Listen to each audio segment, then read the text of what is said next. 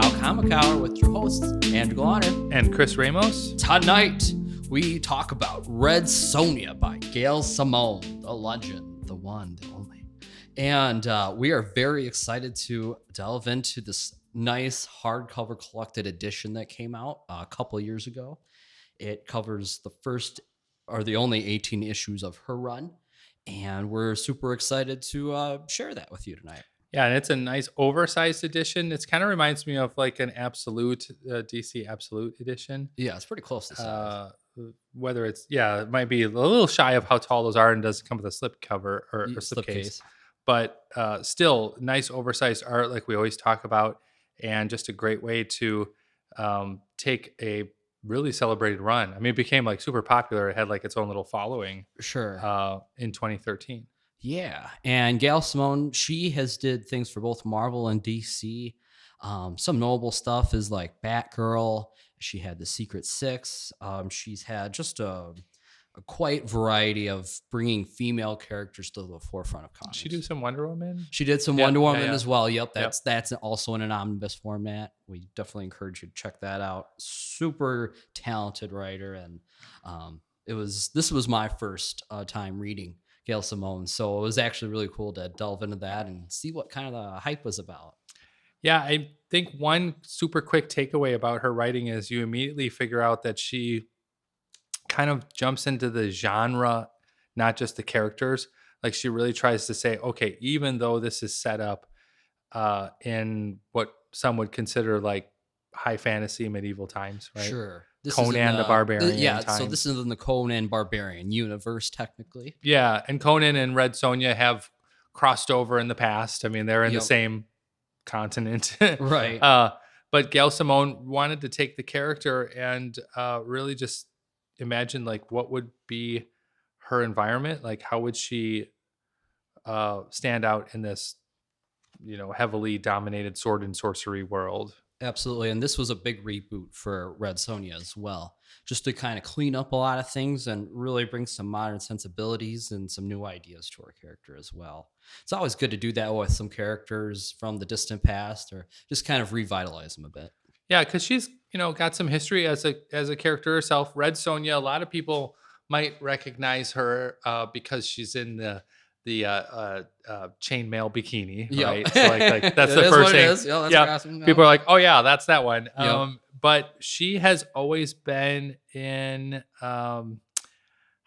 like in the sidelines of Marvel, because like Marvel ran Conan the Barbarian for years. Yeah, the Marvel Savage years. Sword of Conan, like all of the 80s, right? Years. Yeah. So like in the 80s, a lot of people would remember that Arnold Schwarzenegger made the Conan the Barbarian movies, which are cool. And then there was a Red Sonja movie too, and that's where I kind of remember the character from. Starring Bridget Nielsen. Yeah, it's from that movie. Right. And that movie was, at the time was pretty popular. Sure. And just to note that Red Sonja was created, at least when the Marvel stuff, was created by Roy Thomas and Barry Windsor Smith that we talked about earlier.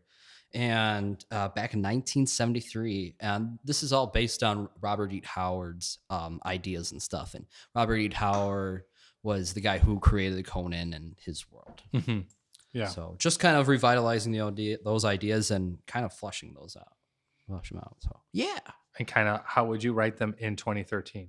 Like, yes. What do you keep? Absolutely. And what do you not keep? Mm-hmm. And Gail Simone is really well known for being like a lot of like, I guess the easiest way to say it is just like girl power. Yeah. Just a lot of girl power. And she wants to make sure that, no one just looks at this and says, well, that's just a woman running around in a chainmail bikini. Right. Or, having females in lead roles, showing that they're just as equal as men, some quality issues that are going on, and just trying to take women seriously. And showing that they're still badasses and great to write and great to follow. I mean, and especially just being a few years ago. Exactly. Really, when you think about it. And just the last comparison for DC, we kind of, in the pre-show, we talked about, she did Red Sonja what Jeff Johns did for Aquaman. She made her a serious character, made it very interesting and new reader friendly, and just great story driven and character investment, and you want to keep reading it and finding out about our adventures. Yes. So the oversized volume is split into 3 acts. Yes. With what do we say, 8 issues each, 6 issues 6 each? issues each. 6 issues each, and it really just introduces you right away, like right off the bat, to the character of Red Sonja, which is like pretty much never quit, right? Like that's Yes, our absolutely. first thing. Yeah, no, just never give up. She's very much of a swashbuckler character. I put my D&D sensibilities back on, and how will you approach a barbarian character and things like that. But I like how much fun like Red Sonja is to read. Chaotic, good. She is very chaotic good. Yeah, absolutely. She loves to actually just sort of stir the pot, and she pretty much holds to her own I want to say like her own agenda, but she's also driven and drawn to people who she's had like, I gave him my oath, or, I owe him for this or that. Like she always pays her debts, and she always makes sure that honors her word. Yes, she's her honor and is her word. So she's going to do it through unconventional means by my sense, and do it her own way and her own brand of justice. If you want her to show up and help you out, it's going to be on her terms. Yep. Yeah, exactly. Right. Yep. Exactly. And I like that she Gail Simone kind of does this different origin story for her, where we're not going all the way back to her original kingdom and stuff like that, what happened to her family. We get to that, but we do it kind of just interweave in flashbacks.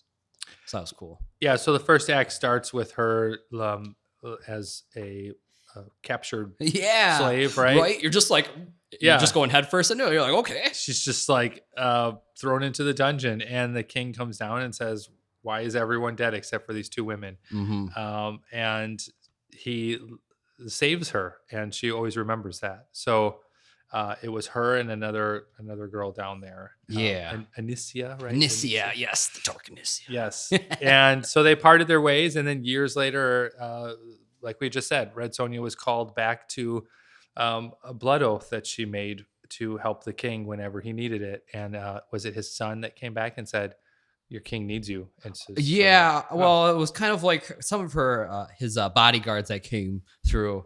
These 2 like twin sisters that kind of wake Red Sonja up of like a drunk sleep. And like a campfire, and she's like, "What? What do you want me to do? I don't know this king. Oh, don't you remember way back when you were freed by him?" Oh, it's like, that guy. Okay. And that's true. Yeah. You better get me some more wine. Yeah. So she's always drinking. She's always sort of like, I don't know, like a barroom brawler, sort of like a little relaxed. Yeah. Not a brawl. I guess she hangs out. Yes. It kind of has that barroom mentality. You're playing D&D. Your first thing your character does, if you like to adventure, is you go to the tavern. Yeah, you go to the tavern, have an ale. That's Red Sonja. Yeah, and sometimes things end up with falling in her lap. Or fighting and all that. Yeah. But yeah, so it kind of pulls back and forth for her from the past to the present, to the past to present. Like what has shaped where she is now. And I thought that was a cool way to just throw the reader right into some action, and then pull out of the action and say like, this is what happened 3 years ago, and then like right back in the action. Mm-hmm. The artwork kind of keeps you really, really going. We were talking about the artist earlier too. Yes. I think it's David Giovanni. Walter Giovani. There you go. And Walter Giovani, such a great interior style he's developed. Super clean, detailed. A lot of close-ups, and as I was saying, lots of close-ups. But just does an excellent job illustrating the story and keeping it focused. And like everyone, I'm just kind of like always flipping through these books when we're talking about them, but like everyone has some pretty solid like expressions. The way he shows characters kind of falling or dying or fighting, there's a lot of really full page action, which is cool. Like you turn the page, it's like, geez, it's just the 2 of them on this page, the whole page. So really, really, really cool close-ups and all that. Yeah.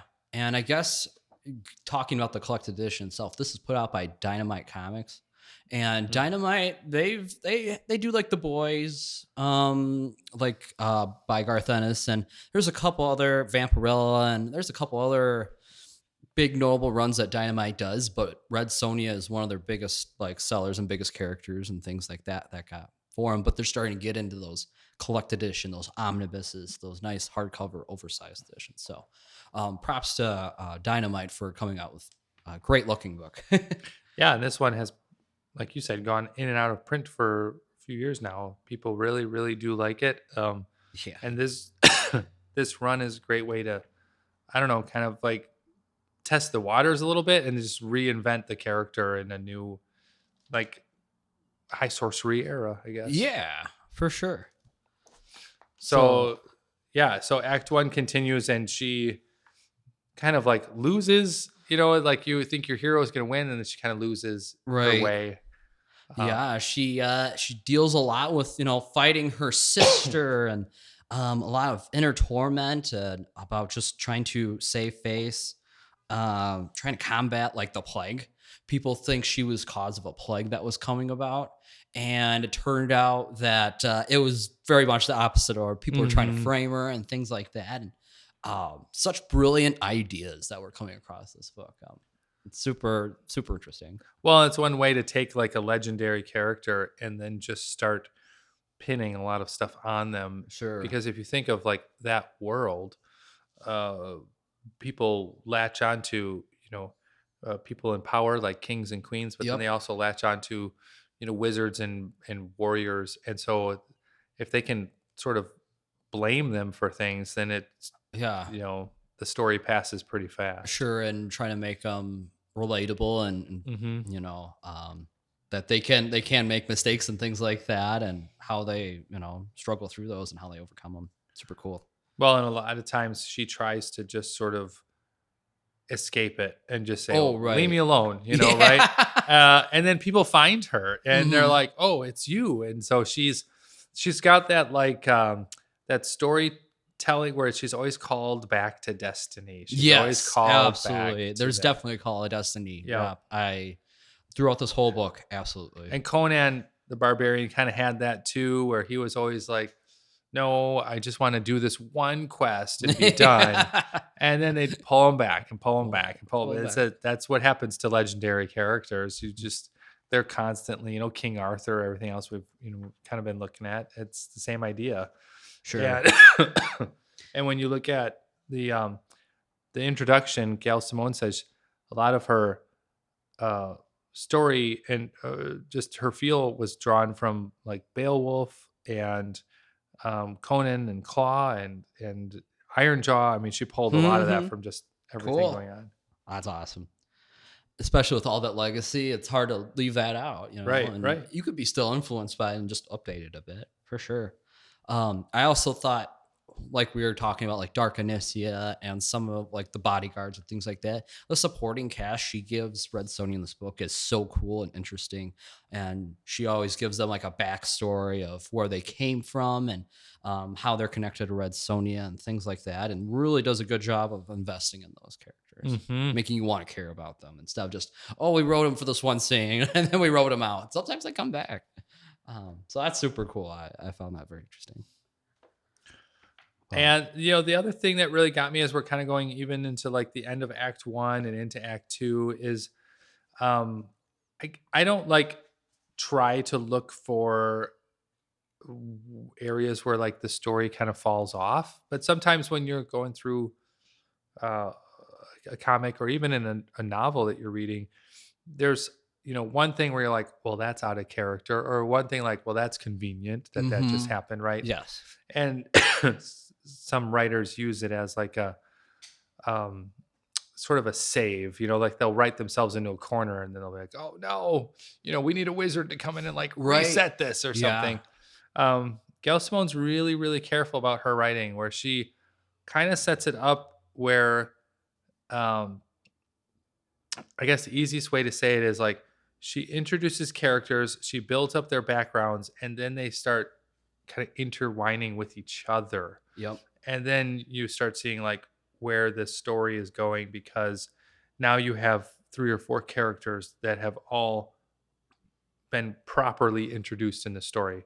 So then you start caring about those Yeah. characters, and she does that like quick. Yeah, seamlessly. Yeah, like she'll do a character in like one issue, and you'll be like, I want to know more about that person. And it's just like she just knows it.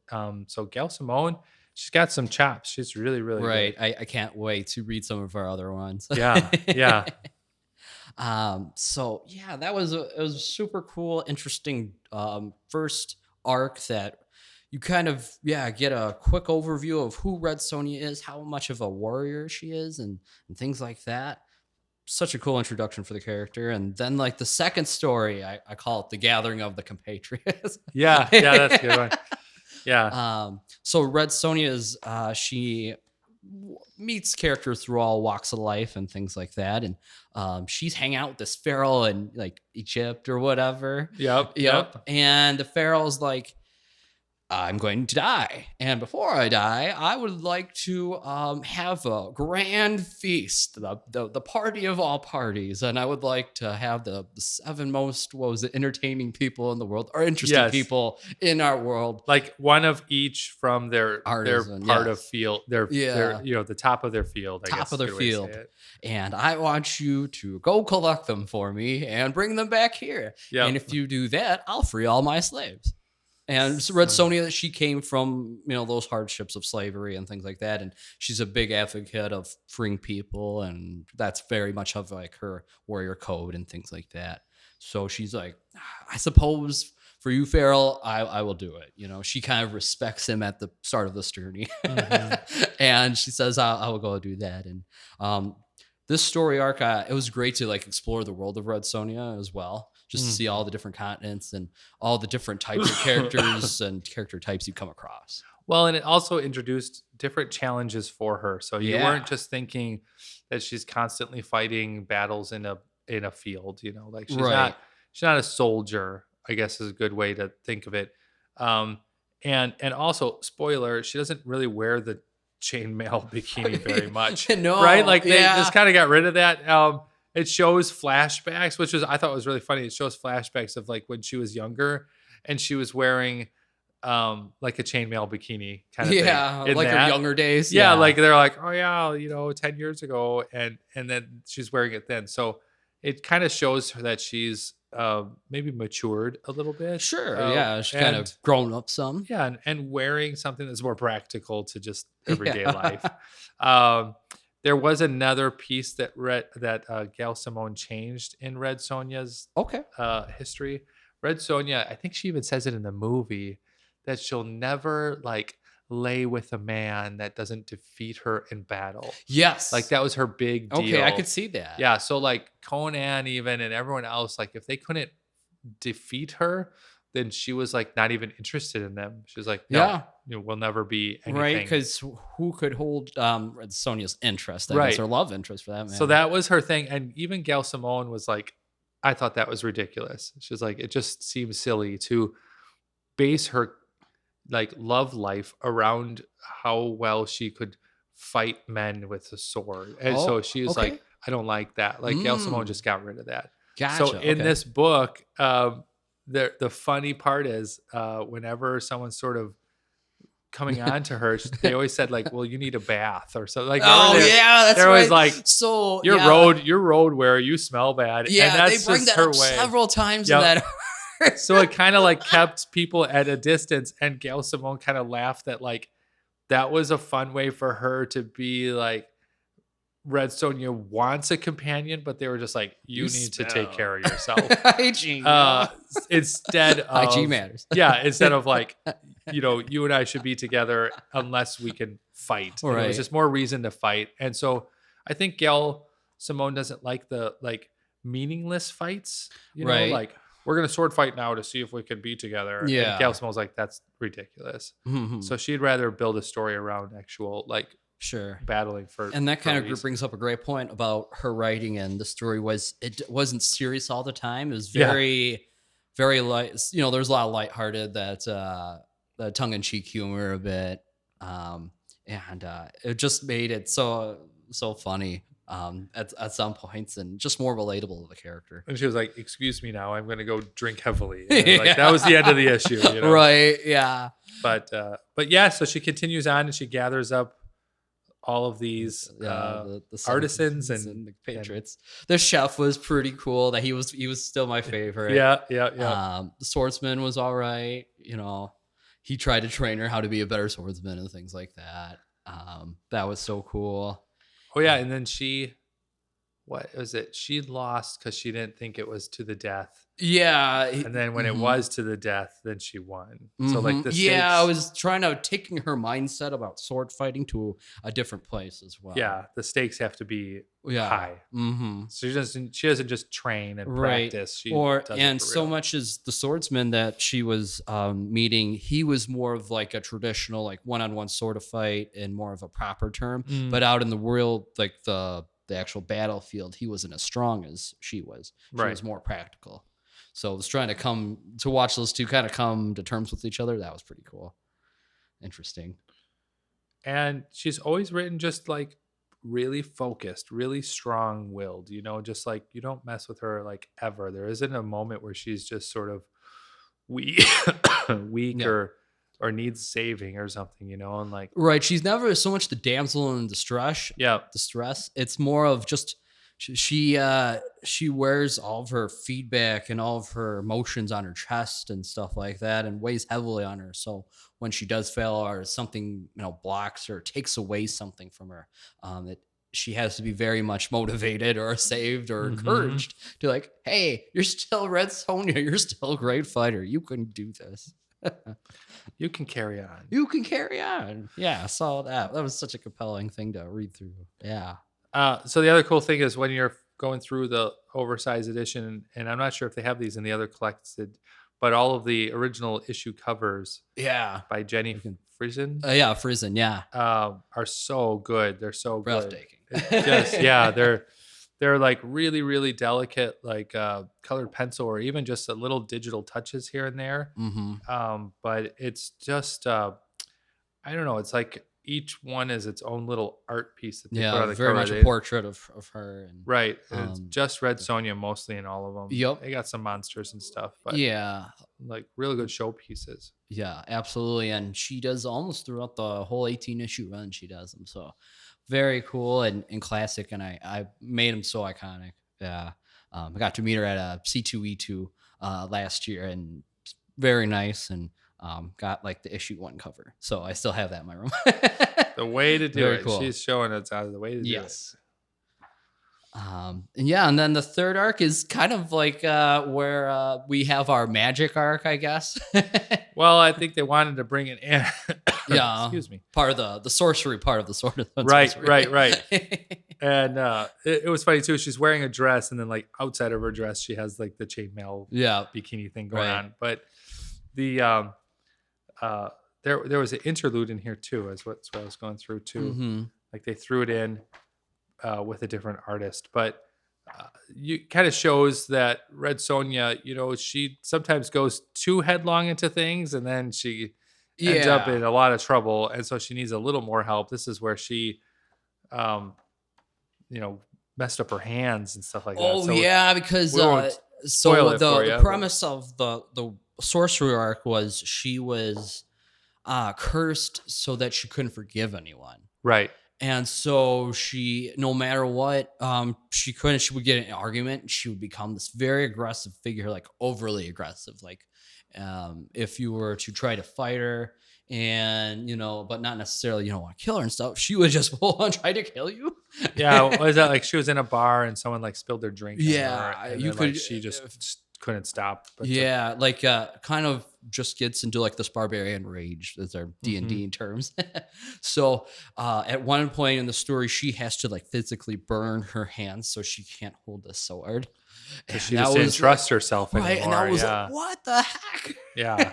She was cursed. Yes. And that was her. It shows the lengths of what she's willing to do to set things right. She didn't do it initially, but she figured out through people in her supporting cast telling her, you gotta stop. You gotta stop. Yeah. And she always has like handmaidens or someone's that, people are just always inspired by her. So they're always sort of Yeah. following her around and just like right there with her. you know? Yeah. So that was a really cool way to do like a curse on Red Sonja. Yeah, and like different like interpretation of most people wouldn't go that far to break the curse, but she it. does. Good. Yes. Because again, they're just sort of establishing her as just a badass. Like she'll go to Mhm. any length to do that. Yeah. So yeah, Gail Simone's run on Red Sonja was so cool. The villains were really well made. Different obstacles and challenges that the story brought along were interesting and gripping, and I really wanted to make just kind of felt like a fresh breath of air. Mhm. Palate cleanser. We always they- talk about And they that. show you enough of the world and enough of the kingdoms and the different like countries and different that anyone can sort of take this and build on it. And I think that was Gail's like number 2 reason. It was like, we're going to reestablish not only just her, but like this entire universe that people can just, other writers just take it. Go, Right.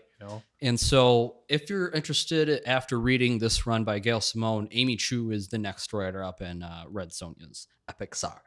So we definitely encourage you to check that out as well. Yes. And this one was by Dynamite. Look it up. It's the oversized, or they call it the complete Gail Simone Red Sonja omnibus. Yeah.